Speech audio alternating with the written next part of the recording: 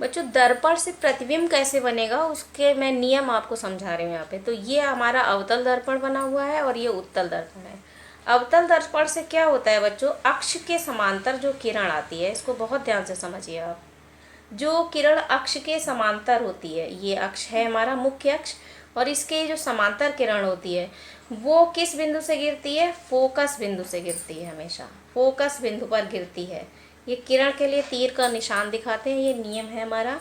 इसी तरह उत्तल दर्पण में देखिए, जो किरण हमारी अक्ष के समांतर इस तरह से आएगी, ये ठीक है, वो फोकस पर चूंकि पीछे की ओर जा रही है, दर्पण के पीछे तो हमें कुछ दिखाई नहीं पड़ता है, तो आगे दिखाई पड़ता है, तो जाएगी लेकिन फोकस बिंदु पर। तो इसको टूटी रेखा से दिखाते हैं इस तरह से, और इसी रेखा को यहाँ ऐसे आगे बढ़ा देते हैं, इस तरह से ये होगी।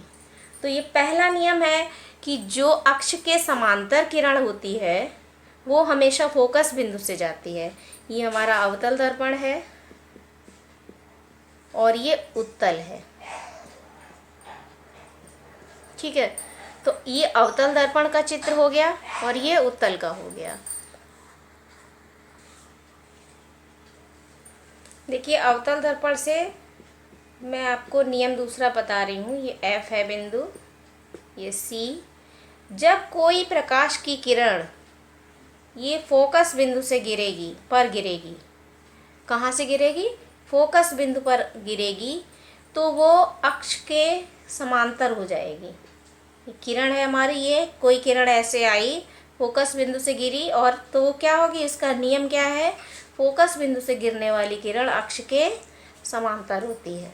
अब यहाँ उत्तल दर्पण में हम क्या करेंगे, यहाँ देखिए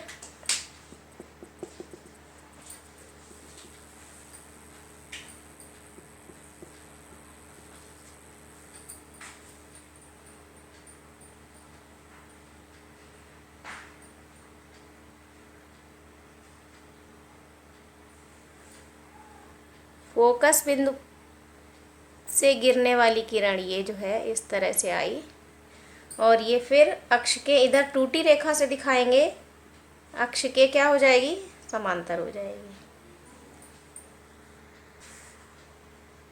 देखिए बच्चों अगला नियम क्या है, जब भी कोई प्रकाश की किरण वक्रता केंद्र से जाती है, C से आती है, ये प्रकाश की किरण है, ये C बिंदु पर जब पड़ती है तो ये जैसे ही अवतल दर्पण से टकराएगी उसी माध्यम में वापस चली जाएगी। ये देखिए तीर के आने का निशान है किरण के, और ये तीर जाने का दिखा रहा है, उसी मार्ग में वापस चली जाएगी। इसके बाद देखिए उत्तल दर्पण में क्या होगा, जैसे ही ये प्रकाश की किरण यहाँ तीर का निशान है यहाँ पर आई इस तरह से, और ये दर्पण के अंदर जाती हुई प्रतीत होगी केवल, फिर उसके बाद ये उसी माध्यम में उसी प्रकार इस तरह से वापस चली जाएगी। तो ये दोनों स्थितियाँ क्या हैं, जब प्रकाश की किरण वक्रता केंद्र से गुजरती है और दर्पण पर टकराती है, तब क्या होता है, उस माध्यम में उसी दिशा में वापस चली जाती है।